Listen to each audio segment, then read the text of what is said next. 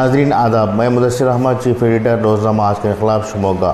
ناظرین، جب بھی ہندوستان میں کسی طرح کے سنگین مسائل پیش آتے ہیں تو ایک لہر اٹھ جاتی ہے اور اس لہر میں مسلمان بہہ جاتے ہیں۔ جیسے ہی ایک لہر اٹھتی ہے تو اس وقت مسلمانوں کی ایک ہی چیخ و پکار ہوتی ہے کہ کاش ہمارا بھی میڈیا ہاؤس ہوتا اور ہم اس میڈیا ہاؤس کے ذریعے سے اپنی آواز دنیا تک پہنچاتے، ایسا میڈیا ہاؤس ہوتا کہ ہماری ترجمانی کرتا۔ لیکن جیسے ہی یہ حالات تھم جاتے ہیں تو لوگوں کے آواز بھی تھم جاتی ہے اور میڈیا ہاؤس قائم کرنے کے تعلق سے جو رائے پیش کی جاتی رہتی ہے وہ آواز بھی بیٹھ جاتی ہے، پھر اس کے بعد کوئی توجہ دینے والا نہیں ہوتا۔ بعض لوگ میڈیا ہاؤس کو قائم کرنے کے لیے دانشوروں، صحافیوں اور ایسے لوگوں سے رابطہ کرتے ہیں جو میڈیا ہاؤس بنانے کی خواہش رکھتے ہیں، لیکن ان لوگوں کا بھی جوش اس وقت ٹھنڈا ہو جاتا ہے جب لوگوں کی آواز خاموش ہو جاتی ہے۔ پھر کبھی میڈیا ہاؤس بنانے کے تعلق سے یہ لوگ نہیں سوچتے۔ ہم نے دیکھا ہے کہ کئی لوگ ایسے بھی ہیں جو میڈیا ہاؤس بنانے کے تعلق سے مسلسل رابطے میں رہتے ہیں اور کوٹیشن وغیرہ اس طرح سے مانگتے ہیں جیسے کہ کوٹیشن دینے پر وہ دوسرے ہی دن ٹی وی چینل شروع کرتے ہیں، لیکن ان کا کوٹیشن لینا، گفتگو کرنا، میٹنگز کرنا محض ایک وقت گزاری ہوتا ہے، اس کے علاوہ اور کچھ نہیں ہوتا۔ آزادی کے بعد سے ہندوستان کی ہر ذات کے پاس، ہر قوم کے پاس میڈیا ہاؤس موجود ہے۔ اگر میڈیا ہاؤس کسی کے پاس نہیں ہے تو وہ صرف مسلمانوں کے پاس ہے، کیونکہ مسلمانوں نے اسے اہمیت نہیں دی، بلکہ ان کے پاس ایسے میڈیا ہاؤس قائم ہوئے جو صرف مسلمانوں کے درمیان ہی کام کرتے رہے، اس کے علاوہ وہ باہری سطح پر باہری دنیا سے رجوع کرنے میں ناکام رہے۔ بعض موقعوں پر ایسے میڈیا چینلز بھی قائم ہوئے جو وقتیہ طور پر الیکشن کے لیے بنائے گئے تھے، پھر جیسے ہی الیکشن وغیرہ ختم ہو گئے تو میڈیا ہاؤس کا نام و نشان تک نہیں رہا۔ ان میڈیا ہاؤس کو بنانے والے لوگوں میں سے ایسے زیادہ تر لوگ سیاستدان رہے ہیں جو اپنے مقاصد، اپنے مفادات کے لیے بنائے، پھر جب جیسے ہی ان کا مقصد اور ان کا فائدہ انہیں پہنچ گیا، اس کے بعد وہ میڈیا ہاؤس سے درکنار ہونے لگے۔ قابل غور بات یہ بھی ہے کہ جب اخبارات سے ان کا پیٹ نہیں بھرا تو انہوں نے کچھ ویب پورٹلز بنانے کے لیے لوگوں کو آمادہ کیا، صحافیوں کو اپنی مرضی کے مطابق استعمال کیا، پھر اس کے بعد ان صحافیوں کو بھی بے سہارا اور بے بس چھوڑ کر چلے گئے۔ اس کے بعد انہوں نے جو میڈیا ہاؤس قائم کیے تھے ان میڈیا ہاؤسز کا نام و نشان تک باقی نہیں رہا۔ جب بھی کسی شخص نے، کسی فرد نے، کسی گروہ نے میڈیا ہاؤس بنانے کی کوشش کی یا پہل کی اور لوگوں سے رابطہ کیا تو اس وقت لوگوں کی طرف سے ان کی مالی امداد یا اخلاقی امداد کرنے کے بجائے انہیں ایسے مشورے دینے لگے، اور جیسا کہ خود ہی قابل اعتبار میڈیا ہاؤس کے مالکان ہیں اور ان کے پاس میڈیا ہاؤس چلانے کا بہت بڑا تجربہ ہے۔ ایسے لوگوں کی وجہ سے ہی ہندوستان میں آج تک بیاس میڈیا ہاؤس نہیں بن سکا۔ جتنے لوگوں نے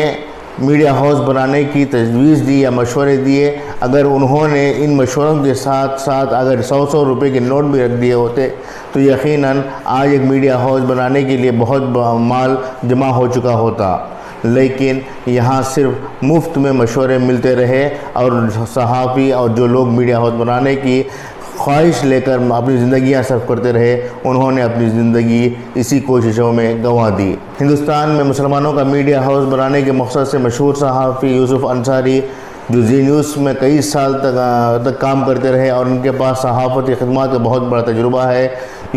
اس کے علاوہ عنایت اللہ گوائی، مشرف عالم ذوقی جیسے لوگ در بدر بھٹکتے رہے، بڑے بڑے لوگوں سے رجوع کرتے رہے، لیکن انہی بھی مشورے دینے لگے۔ مشہور صحافی یوسف انصاری کا کہنا ہے کہ دہلی میں ہی اتنے لوگ موجود ہیں، اگر وہ چاہیں تو دہلی سے ہر زبان سے الگ الگ چینل شروع کر سکتے ہیں، لیکن یہاں مالداروں کی کمی نہیں ہے بلکہ ہوش والوں اور اخلاص والوں کی بے حد کمی ہے، جس کی وجہ سے آج تک مسلمانوں کی ترجمانی کے لیے یا پھر سیکولرزم کی ترجمانی کے لیے میڈیا ہاؤس نہیں بن سکا۔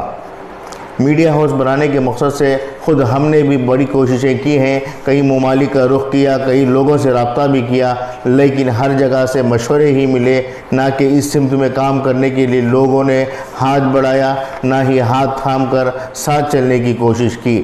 عام طور پر دیکھا جائے تو جو لوگ میڈیا ہاؤس بنا چکے ہیں، مثلا زی نیوز، ABP نیوز، NDTV، ایسے تمام میڈیا کمپنی کے مالکان کون ہیں اور وہ کہاں سے تعلق رکھتے ہیں، یہ جاننا لوگوں کے لیے بہت مشکل ہے۔ لیکن ہمارے یہاں یہ رجحان ہے کہ ہر کوئی میڈیا ہاؤس کے ساتھ چلنا چاہتا ہے، ہر کسی کو اپنی شناخت چاہیے اور ہر کوئی یہ چاہتا ہے کہ اس کا